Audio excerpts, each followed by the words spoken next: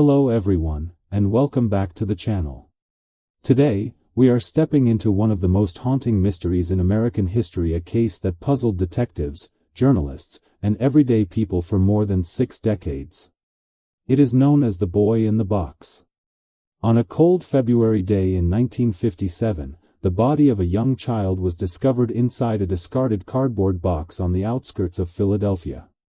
What at first seemed like a tragic accident quickly grew into a chilling enigma that left investigators with more questions than answers. Imagine this: it is winter, the trees are bare, and the winds cut through the empty fields of Fox Chase, a quiet neighborhood in northeast Philadelphia. A man walking along a dirt road notices a box abandoned in the brush. Inside, wrapped in a blanket, lies the lifeless body of a little boy, no more than 4 years old. There are no toys, no identification. No explanation, just silence. From that moment, the story of the boy in the box began, a story that would captivate the nation and become one of America's most enduring unsolved mysteries. News of the discovery spread quickly, filling newspapers and radio broadcasts with urgent headlines. How could a child be left this way, without a name, without someone stepping forward to claim him? Philadelphia police launched an investigation that would eventually consume thousands of hours. Posters with the boy's face were printed and distributed in hopes that someone, somewhere, would recognize him. Investigators checked orphanages, foster homes, and missing child reports across the country. Neighbors and strangers were interviewed, every possible lead pursued. Yet despite all the attention, the child remained nameless. For decades, people would simply call him America's unknown child. The tragedy was not only about the loss of a child, it was about the void of answers. Who was he? Where did he come from? Why did no one report him missing? Every question seemed to lead only to more uncertainty. Detectives worked tirelessly, but each time they thought they were close to an answer, the lead dissolved into another dead end. The case file grew thicker and thicker, filled with false trails and unresolved suspicions, but the truth stayed just out of reach. Over time, the mystery began to weigh heavily not only on the investigators but also on the city itself, becoming a painful symbol of a life forgotten. What makes this story even more powerful is the way it refused to fade. Decades passed, generations changed, and still the mystery endured. Detectives who once worked the case retired and grew old, but the boy's identity remained hidden, as if the box not only held his body but also locked away the truth of his life. Year after year, the haunting image of the child in the box reappeared in media, keeping the case alive in the public's mind. It was not until the 21st century, with advances in DNA technology, that a breakthrough finally came. And yet, even with a name, the questions of what truly happened and who was responsible remain unanswered. So today, we will dive into the heartbreaking and complex journey of the boy in the box. We will revisit the discovery, the investigation, the many theories, and the eventual moment when, after more than 65 years, the boy was finally given back his identity. This is not just a crime story, it is a reminder of how a single unsolved mystery can echo through history and why some stories refuse to be forgotten. Stay with me, because what you are about to hear is both tragic and unforgettable. The boy found inside the box was estimated to be just 3 to 4 years old. A fragile stage of life where most children are learning to form their first sentences, playing with toys, and exploring the world with innocent curiosity. Instead of a story filled with laughter and growth, his life ended in mystery and silence. When investigators examined the child, they noticed details that painted a heartbreaking picture. His body showed signs of malnutrition, suggesting that he had not been properly cared for in his short years. His ribs were visible, and his small frame was thinner than it should have been for a child of his age. These signs indicated that he may have lived a life of neglect long before his tragic death. Adding to the puzzle, doctors identified surgical scars on the boy's body. There was a small scar under his chin, another near his ankle, and evidence of a medical procedure that seemed to have been performed on his chest. These clues suggested that at some point, the boy had received professional medical care. This created a contradiction that puzzled detectives. How could a child who had clearly been seen by doctors and undergone surgery end up abandoned in a box without anyone claiming him? It raised the chilling possibility that someone, somewhere, knew exactly who he was but chose to remain silent. The child's hair also told a strange story. Reports noted that it appeared unevenly cut, almost as if it had been hastily chopped off shortly before his death. Was this done to change his appearance and make identification harder, or was it a simple act with no deeper meaning? Investigators could not be sure. What was certain was that every detail of this little boy's condition seemed to add another layer of confusion rather than provide clear answers. Perhaps the most disturbing element was that, despite his young age, no one came forward to report a missing child matching his description. In a city the size of Philadelphia, how could a boy simply disappear without anyone sounding the alarm? Police distributed thousands of flyers with his picture, hoping a relative, neighbor, or friend would recognize him. The response was overwhelming in number but disappointing in outcome. Tips flooded in. Yet none of them solved the puzzle of who the boy was. He remained, at least to the public, an unknown child. For many investigators, what struck hardest was not only the cruelty of the child's fate, but also the loneliness of it. At an age when most children are surrounded by family, friends, and caretakers, this boy's identity was erased. His short life seemed to leave behind no record, no photographs, and no one willing to speak for him. He was voiceless, except for the scars on his body and the tragic way he was found. This image of a nameless child in a box captured the imagination and heartbreak of an entire nation. To the detectives, he was not just a case file, he was a child who deserved dignity, love, and recognition. And so began the decades-long search to give him back the one thing that had been stolen: his name. The more investigators studied the boy's body, the clearer it became that his short life had been filled with suffering. The signs of malnutrition were undeniable. His small frame weighed less than what was normal for a child of his age, and his body lacked the healthy roundness that most children naturally have. His muscles were weak, and his bones seemed too prominent, suggesting that he had endured hunger or inadequate care for a long time. This discovery deepened the sadness of the case. Before the boy was left in the box, it appeared he had already been deprived of the basic necessities every child deserves. Along with malnutrition, there were also troubling indicators of possible physical abuse. Investigators noted multiple bruises and marks on his body, some fresh and others older, as if they had occurred at different times. These were not the typical scrapes or bumps a child might get from playing outside. They appeared intentional, the kind of injuries that hinted at a pattern of mistreatment. For detectives, this was a turning point. It meant the case was not just about a child found abandoned, but potentially about a child who had been harmed in life before being discarded in death. This raised urgent questions: who had been responsible for him, and why had they failed to protect him? If someone had taken the time to bring him to a doctor in the past, why was he later treated with such cruelty? The contradiction between medical care and evidence of abuse was almost unbearable. It was as though his life had been a mixture of small attempts at healing overshadowed by neglect and violence. The public reacted with shock when these details became known. Newspapers printed not only the haunting sketch of the boy's face but also descriptions of his physical state. Readers were horrified by the idea that a young child could have lived such a life of pain in plain sight of a city filled with families, schools, and neighbors. How had no one noticed? How could a child be so mistreated without intervention? These questions lingered in the air, feeding both outrage and sorrow. For the police, the evidence of abuse made the investigation even more urgent. They worked tirelessly to compare the boy's description with missing children reports, believing that surely somewhere a family had been searching for a lost son. Yet each lead ended the same way, with no match, no connection, no explanation. It was as though the boy had lived in the shadows, unseen by the systems meant to protect him. The tragedy of his condition also sparked compassion among those who encountered the case.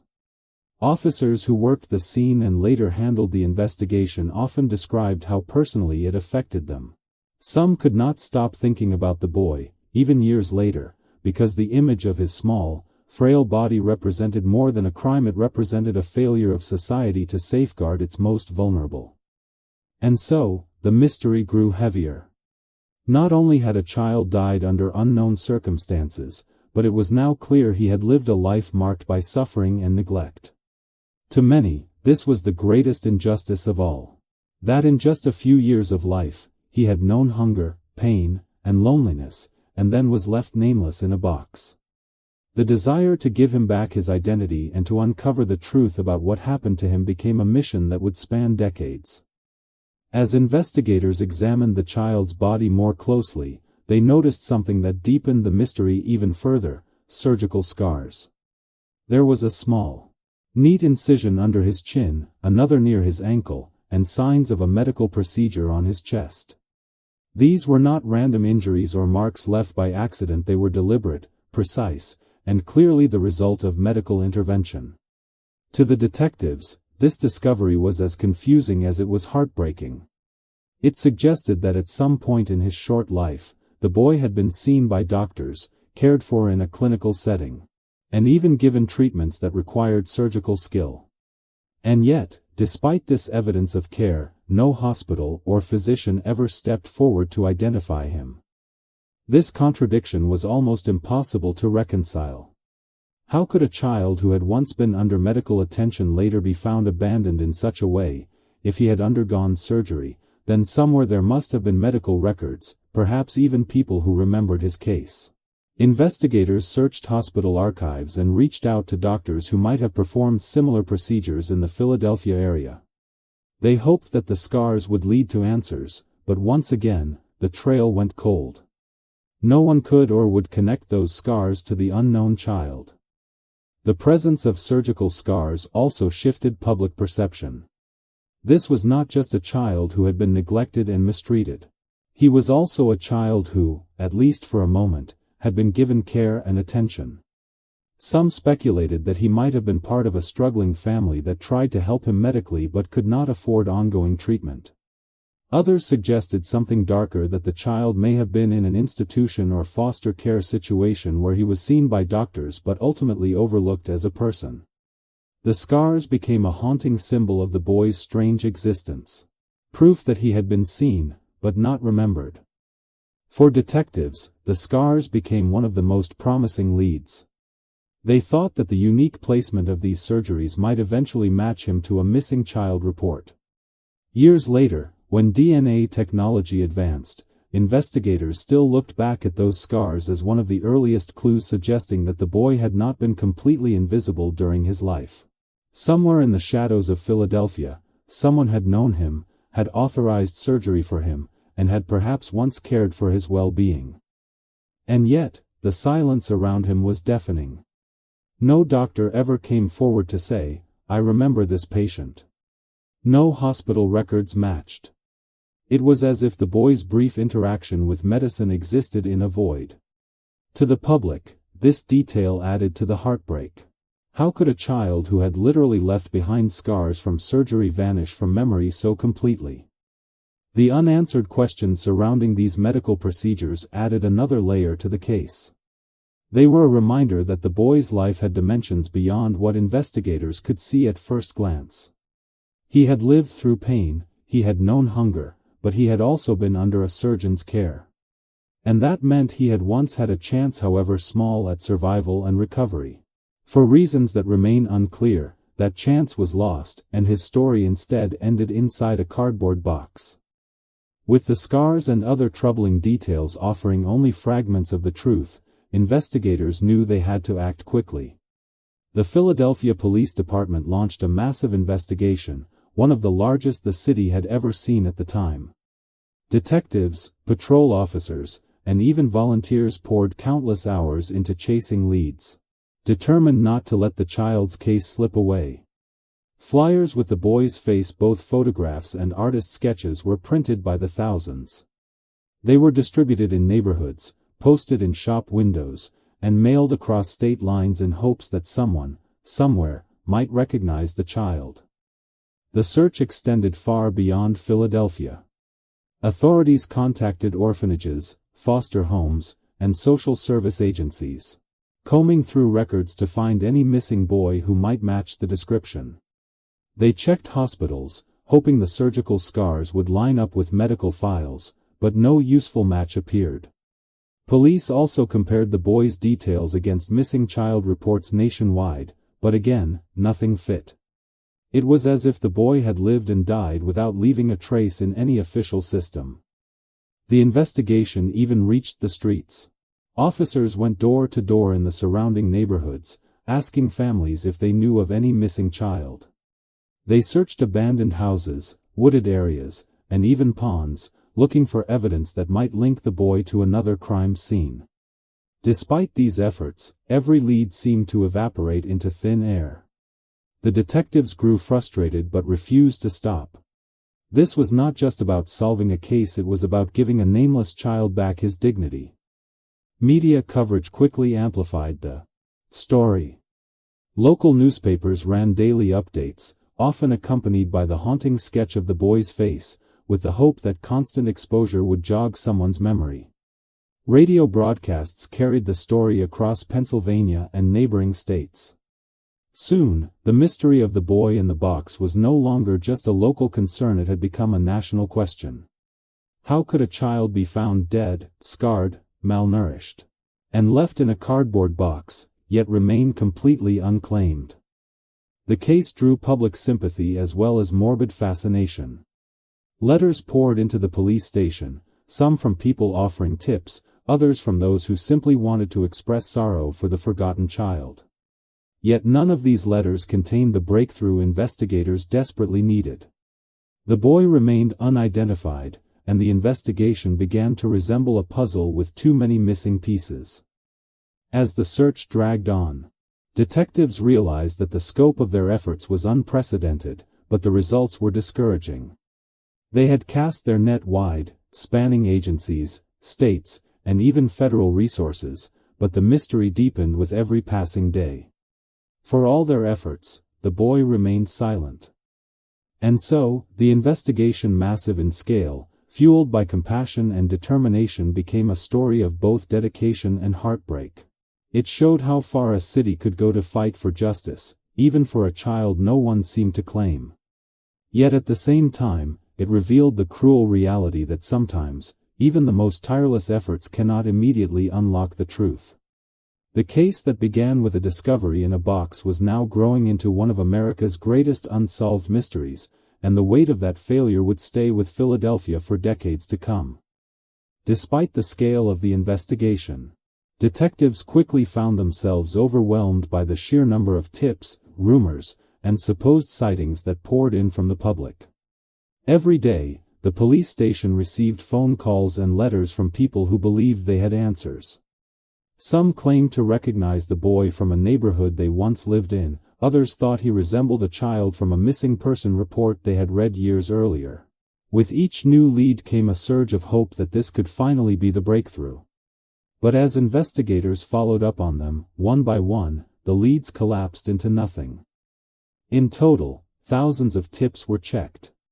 Detectives traveled across Pennsylvania and even to other states, chasing whispers of connections. A few leads seemed promising at first glance: a family who had once given up a child for adoption, a report of a runaway boy in New Jersey, an unmarked grave that could have held a sibling. Yet when the evidence was examined more closely, none of it matched. The boy in the box remained a mystery. Some of the tips revealed more about human imagination than about reality. One caller insisted the boy was a relative of theirs, only for the claim to be disproven within days. Another person suggested a connection to an orphanage, which led police on weeks of searching through records, only to discover the boy had never been there. Each dead end drained resources and morale. Still, the detectives pressed forward, unwilling to give up on him. The sheer volume of leads also created frustration. Officers described feeling as if they were drowning in information but starving for truth. The more they investigated, the less sense the case seemed to make. Forensic technology in the 1950s was limited. There was no DNA testing, and fingerprint databases were rudimentary. Without modern tools, detectives had to rely almost entirely on human memory, paper records, and intuition.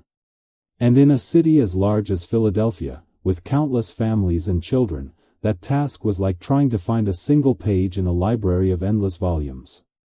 The public, too, began to feel the strain of the mystery. Newspapers printed updates about the mountain of false leads, portraying the case as both tragic and strangely unsolvable. Some readers grew impatient, wondering how so many resources could be spent without answers.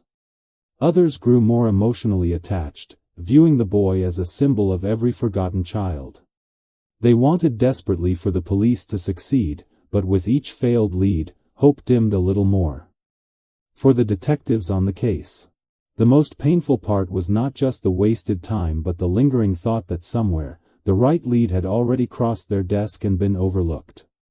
Maybe a small clue had been lost in the shuffle, buried under the thousands of false trails. That possibility haunted them, because it meant the truth might have been within reach but had slipped through their fingers. By the end of the initial investigation, the police had exhausted nearly every conventional path available to them. They had interviewed countless people, searched through files, knocked on doors, and traveled miles in pursuit of answers. Yet the boy remained nameless, faceless to history, identified only by the box in which he was found. For all their effort, the detectives had not brought him closer to justice. Instead, they were left staring at a mystery that was growing colder by the day. As the investigation dragged on without answers, the media gave the mystery a haunting name: The Boy in the Box.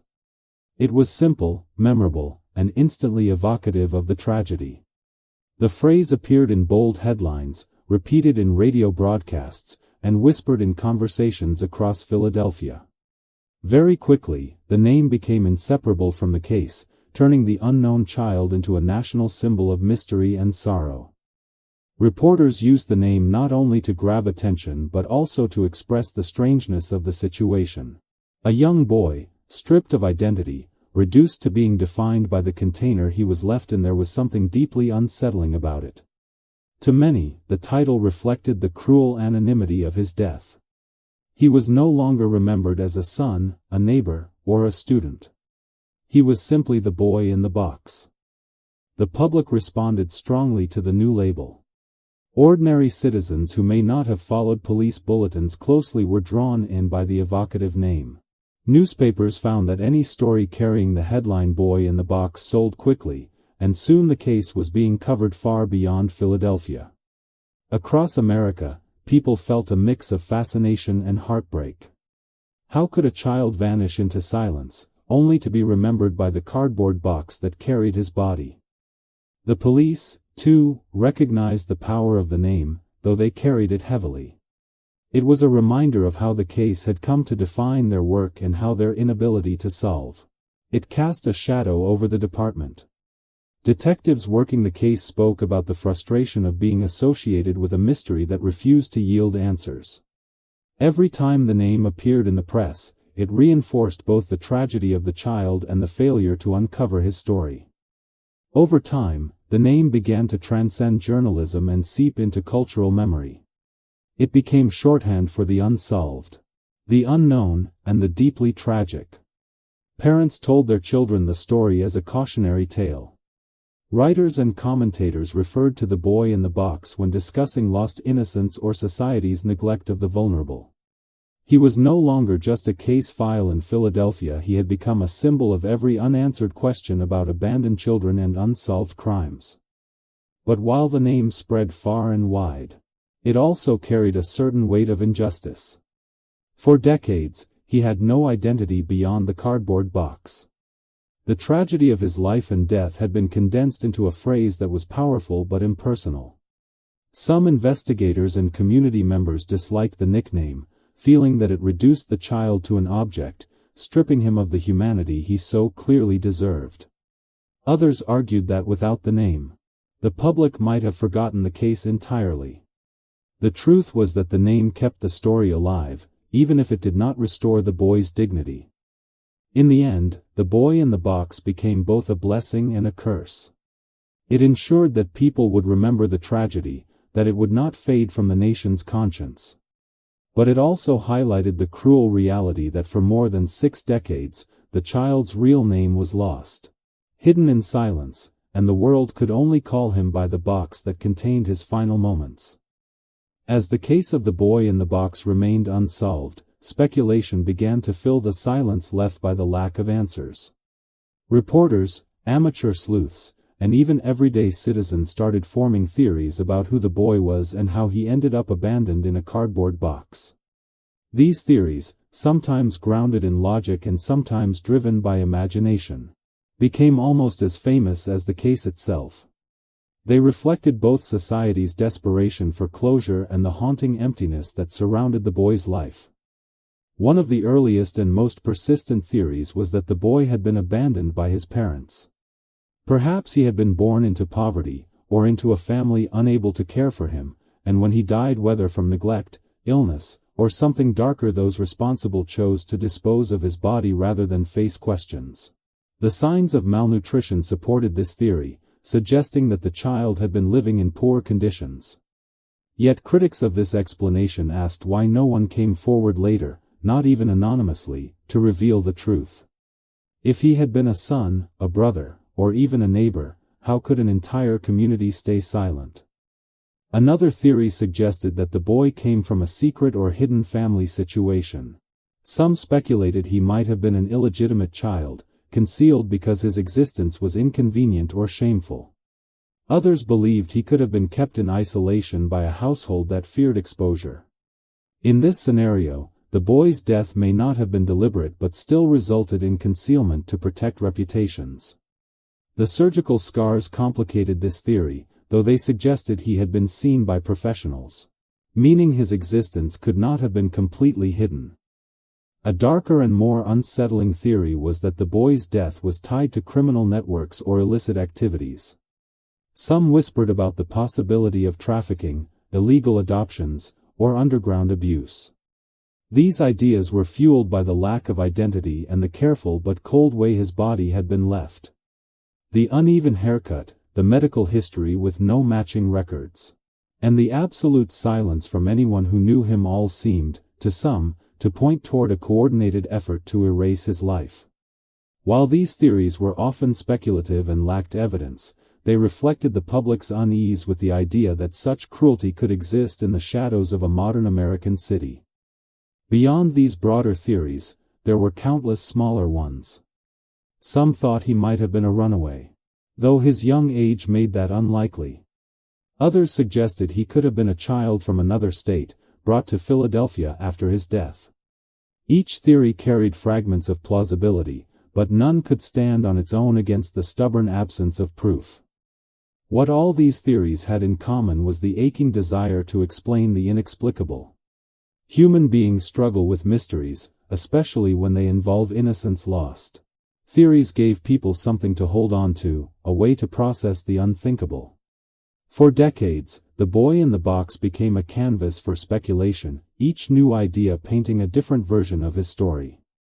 Yet no matter how convincing a theory seemed at first, it always dissolved back into uncertainty, leaving the child's truth locked away. As the years passed, the case of the boy in the box refused to fade from public memory. Every attempt to solve it ended in disappointment, but the mystery lingered like a shadow over Philadelphia and, eventually, over the nation.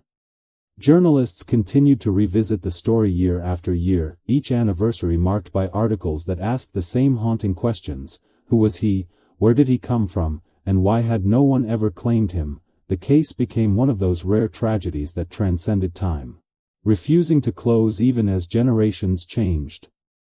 Television specials, radio programs, and magazine features frequently returned to the story. Reporters described the child as America's unknown child, a phrase that captured both his anonymity and the nation's collective grief.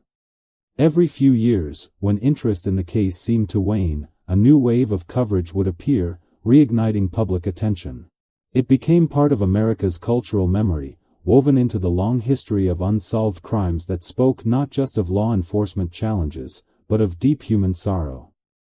Detectives who had once worked the case often found themselves interviewed long after they had retired. Some admitted they still thought about the boy regularly, haunted by the fact that their efforts had never brought answers. For them, the mystery was not simply a professional failure, it was personal. They remembered the frailty of the child's body, the innocence of his face, and the injustice of his lonely end. Over time, the boy in the box came to symbolize the emotional weight that unsolved crimes place on those sworn to protect. The persistence of the story in the media also revealed something about the public itself. People were unable to let go of the idea that a child could vanish from society without anyone noticing. The mystery sparked empathy, anger, and a sense of responsibility. Writers and broadcasters described the case not only as a tragedy but as a reflection of society's blind spots, the ways in which vulnerable children could slip through the cracks, unseen and unheard. Some journalists went beyond retelling the known facts. They conducted their own investigations, digging into archives, chasing rumors, and even traveling to interview potential witnesses.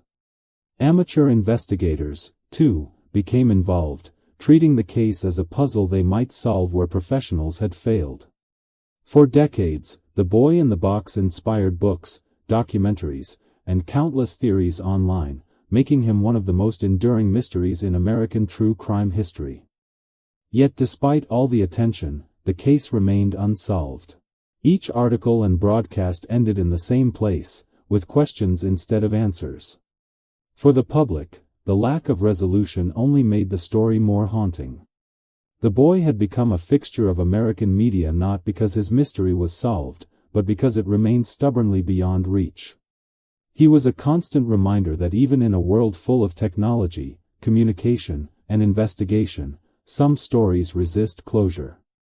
And so, decade after decade, The Boy in the Box lived on, not in life, but in headlines, broadcasts, and the minds of those who could never forget him.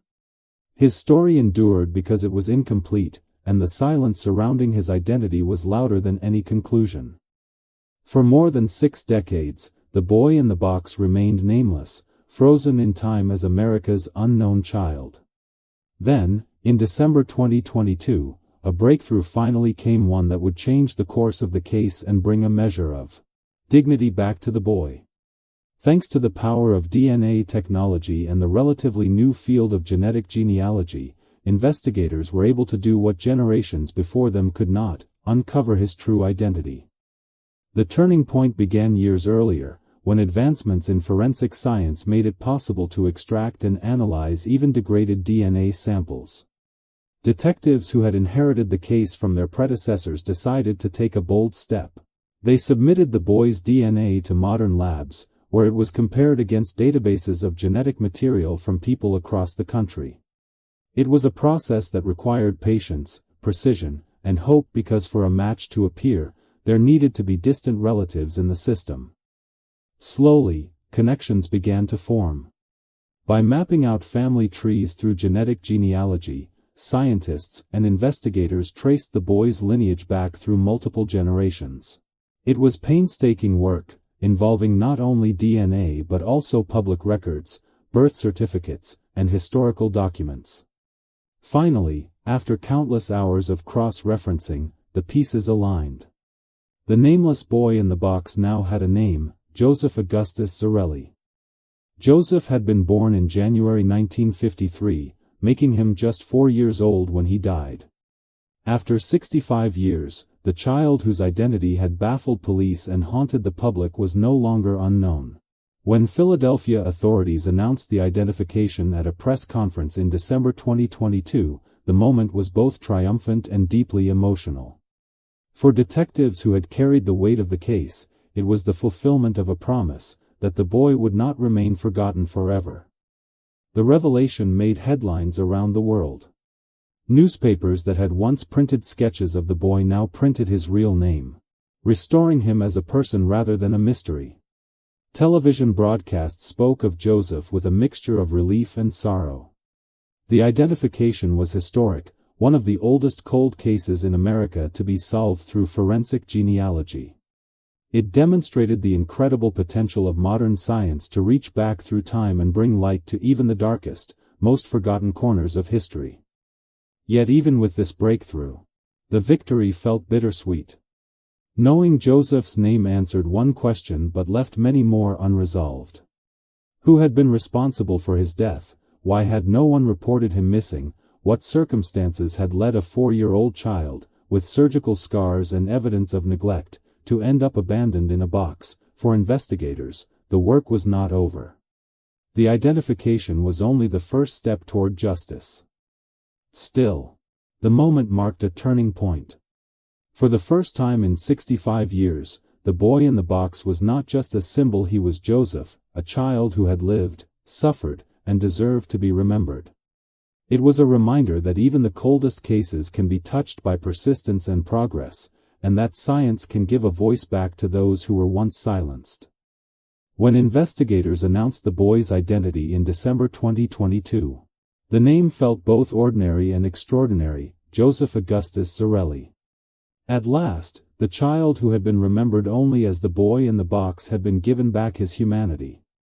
For 65 years, he had been a mystery, a symbol, and a headline, but now he was once again a person with a name, a birthday, and a story. Born in January 1953, Joseph lived only 4 short years before his life ended in tragedy. Hearing his name aloud was a moment of gravity for everyone who had followed the case.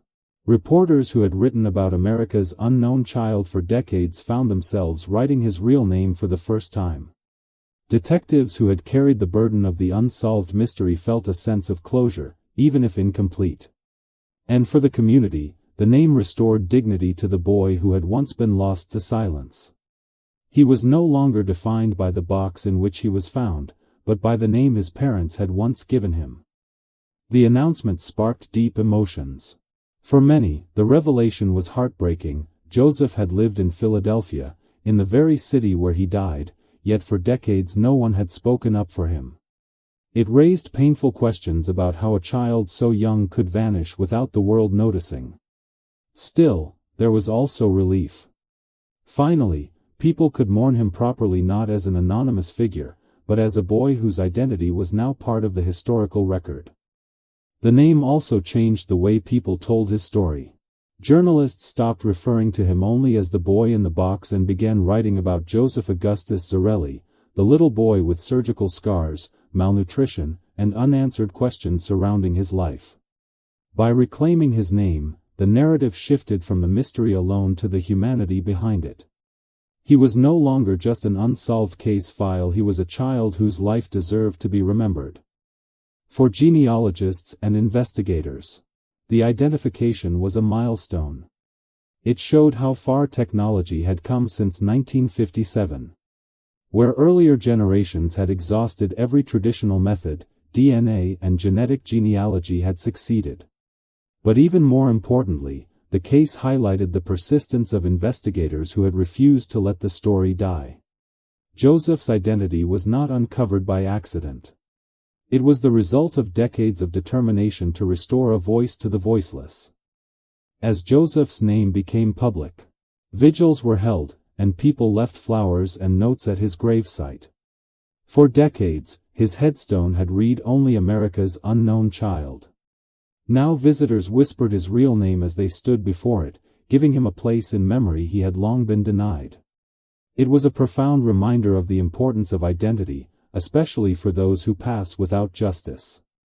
To speak Joseph's name was to acknowledge his life, however short, and to honor the child behind the mystery. In giving him back his name, society gave him back his humanity. Joseph Augustus Zarelli was no longer just a haunting symbol of an unsolved crime. He was a little boy, born in 1953, whose story had finally begun to be told.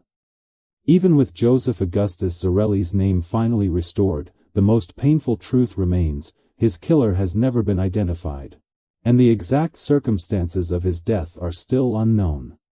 The breakthrough of 2022 answered one of the case's most haunting questions: who was he? But it left the equally important question: what happened to him, hanging in silence? For investigators, this was both a victory and a frustration. They had achieved what once seemed impossible, yet justice for Joseph remained out of reach. Detectives revisited the evidence with fresh eyes. They considered whether Joseph's parents, siblings, or extended family might have played a role, but no charges have ever been filed. Some theorized that his death may have been the result of abuse within the home, concealed out of fear or shame. Others suggested an accident that was covered up rather than reported. The surgical scars hinted at medical intervention, yet no hospital records explained who had sought care for him. Each theory circled back to the same painful truth: no one alive today has stepped forward to reveal what really happened. The silence is perhaps the most haunting aspect of Joseph's story. For over 60 years, someone may have known the truth but chose not to speak. That silence robbed Joseph not only of justice but also of the chance to be remembered by his family in life. Even now, after DNA has given him back his name, it cannot reveal the final details of how or why he died.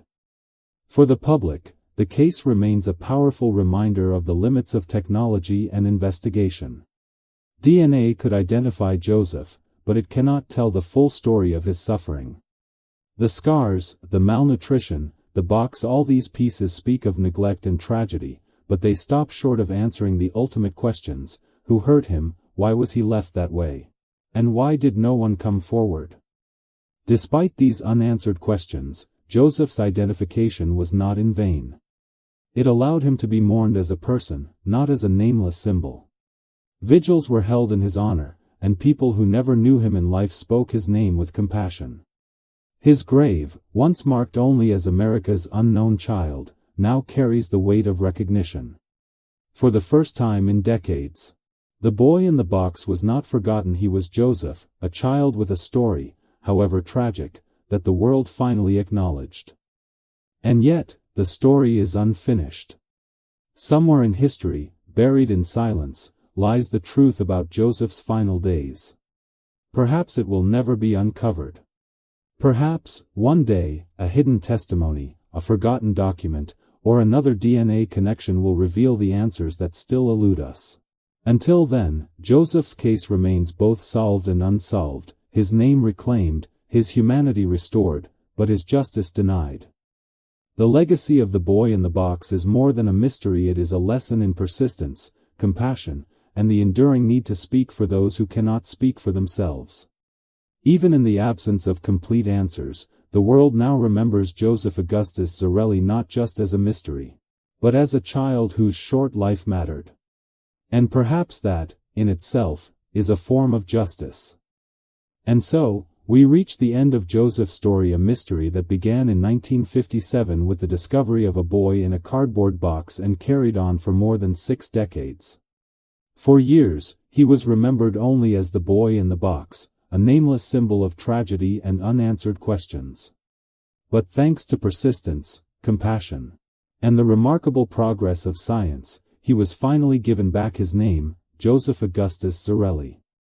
His identity, once lost, is now restored, and his life is no longer hidden in silence.